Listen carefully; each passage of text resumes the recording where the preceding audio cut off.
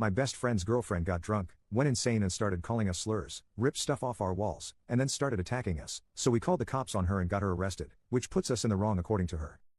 A few months ago my best friend Mark, 27M, moved his girlfriend Heather, 25F, in with us. My wife, Cindy, 27F, and I, 26M, were okay with this.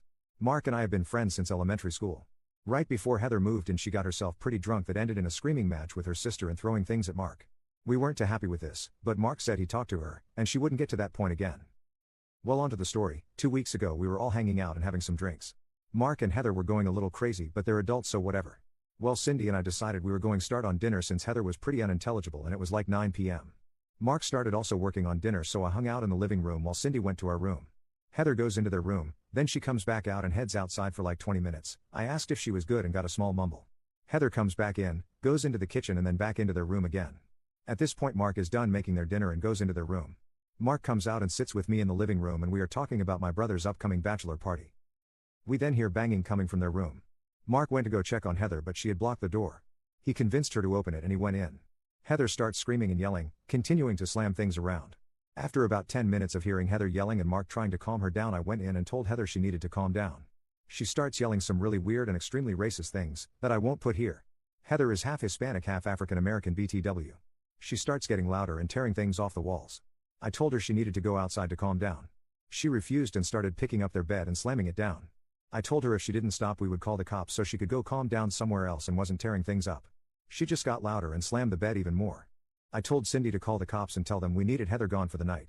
2 cops show up and ask the 3 of us to step outside while they try and talk to Heather, who just continues yelling. Then it gets a little quiet and I can see through our screen door I see Heather try punching one of the cops. 5 minutes later, 7 more cops show up. They all run inside and we can hear Heather screaming and yelling still. 10 minutes later they bring her outside in one of those cop bodysuit things they use when someone is struggling and won't stop. They put her in one of the cars and are standing talking to each other. We can hear them saying that she got combative, threw stuff which hit a cop and tried hitting one of them.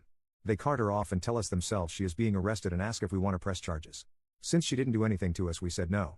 The cops left and we cleaned up the mess in the living room and then hung out with Mark to make sure he was okay. Update. Heather was released the next day with a preliminary hearing set for last Thursday. We obviously spent so much time talking about what had happened. Mark said he was going to break up with Heather and spent that whole first week saying that. Then last week he said he isn't going to break up with her. I told him that's his choice, albeit a stupid one, but she is not allowed back at the house at all, and he said he understood. 2 days before the preliminary hearing Cindy and Mark are subpoenaed to court. Sadly, I wasn't, so this part is secondhand from Cindy. Cindy told me that because it's a felony the judge is passing the case on to district court for magistrate. I guess the DA went up to Cindy and Mark and said they could offer Heather a plea deal where she would basically be on probation with mandated therapy and mandated AA. Now whether the district judge accepts that is anyone's guess. I talked with Mark that night after I got off work and he said they had a long talk after that and are staying together but won't be attached at the hip. Mark also said Heather doesn't remember anything after we stopped hanging out.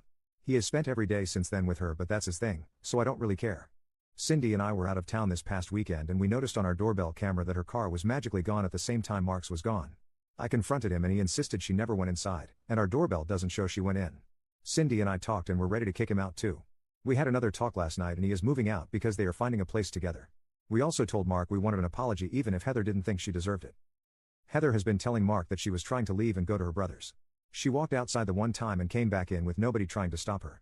She also said that I started a confrontation with her and that's why she went off the rails. I called BS because why would we try to stop her from leaving unless it was in a car, and we also asked how she knows this if she was supposedly so blackout that she doesn't remember anything. Mark claims he doesn't remember anything until after the cops left. Which is not true because we talked about what happened multiple times over the days after this occurred. He's just being an idiot and we won't be dealing with it anymore. Either way, both are moving out. Heather isn't allowed back except to get her stuff, and we will have an officer there when she is there.